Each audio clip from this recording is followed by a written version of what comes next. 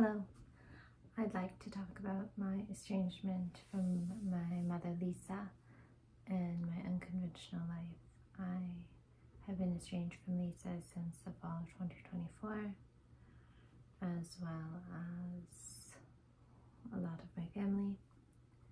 In 2017, Lisa offered to put a down payment on a house for me and my daughters, and I accepted, and I moved across state for the house that was supposed to be for me.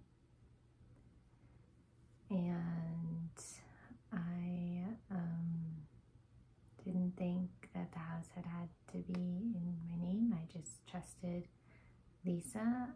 My daughters were 3 and an infant at the time. I had invited Lisa to both of their home births.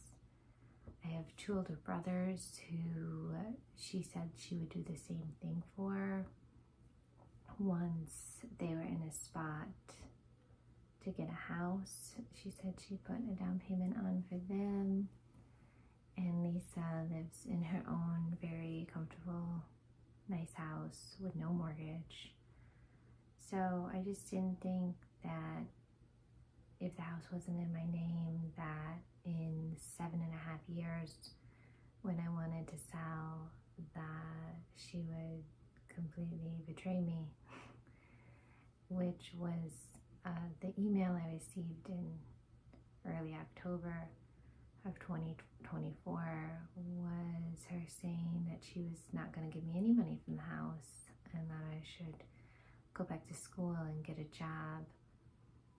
It was crushing to receive this and infuriating to be told to get a job and go back to school, which is something I had been repeatedly told in the early years of living there when my children were not even 4 and 1 when I moved into the house. And it is my core value to raise my own children. So I did work. When I lived in that house, I rented out the basement, and I rented out an extra room so that that rent straight to the mortgage. And then I actually didn't make a lot of money. I've never made a lot of money, never more than $20,000 a year. So the first 4 years of living in the house, I didn't make any extra money. I had the rent going straight towards the mortgage from the renters. I had my ex paying the utilities in form of child support, and I had food share. So it wasn't until 2021 that I started making a little extra when I switched the way I rented. So it was so just, not fathomable to me at the time that Lisa would do something like this. As I told her, it would end our relationship if she didn't give me the money from the house. And it has, and she has chose $150,000 over a relationship with her own daughter and grandchildren. You couldn't offer me any amount of money to give up my relationship with my children, and 150 or so is a lot of money, certainly for me, as I've never made a lot of money, but not nowhere near relationship, ending money, that she would choose that over us, because I refuse to be treated the way that she and the rest of my family have decided. As I reached out to my family, and nobody on her side even responded to me. And my one brother was supportive, but he was living in Asia at the time. And supportive, but not supportive enough to say, whenever he sees her, like, what the hell are you doing? Like, didn't you give the money to Olivia? When are you going to give the money to Olivia? Because my oldest brother did get a down payment on his house last year because he just got married and just had a new baby, and it was more than the down payment I got for my house. So what's the difference? It's that he's married and, you know, starting this new phase of his life, whereas mine was in 2017. And because I am a single parent, because I chose to raise my kids, if I had been married, would this have happened?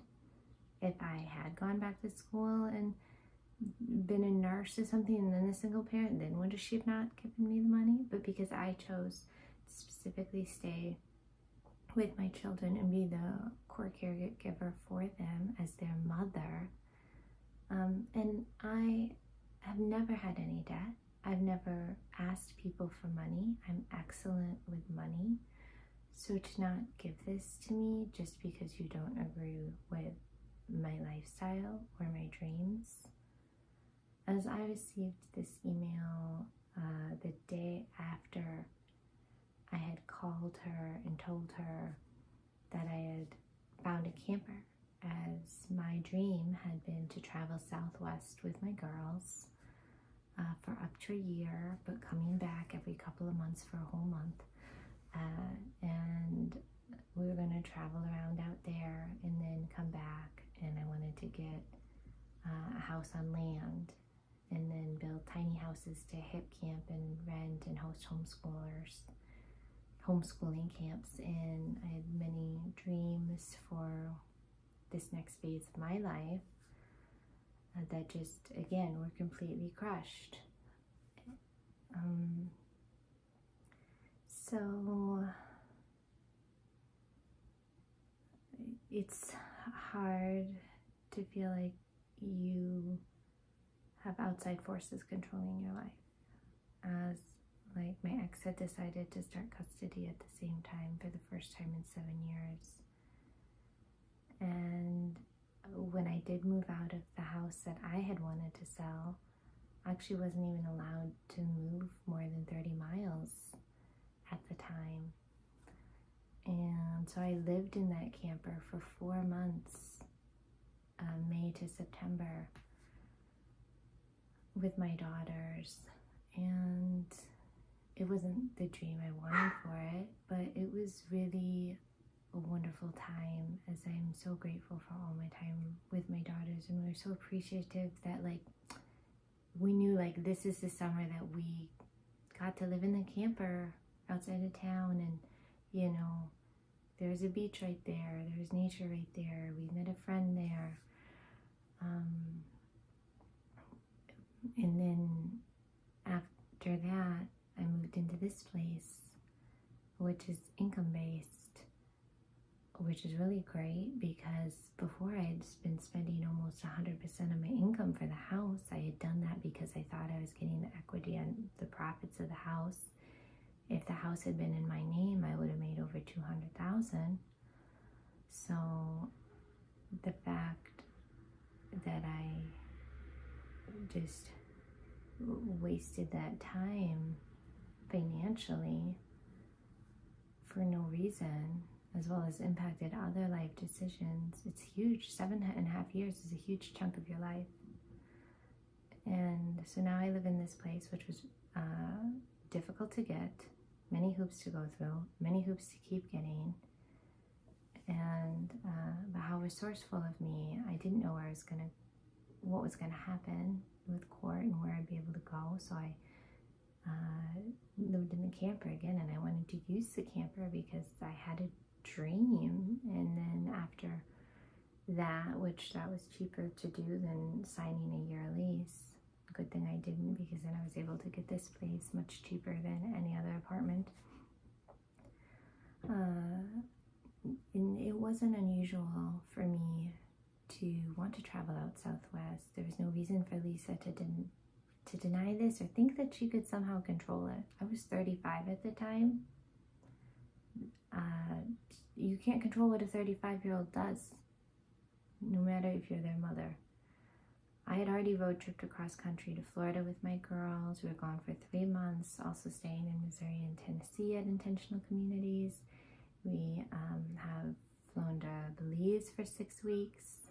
I did all of this on under 20,000, and because we'd stay with host families who were homeschoolers, and we just do an exchange. And what a wonderful childhood to get to have. Not many kids can say, you know, by the time they're, 10 and almost 13, that they've gotten to go to Belize for 6 weeks and done so many road trips and traveling, and as well as made so many friends all over the place.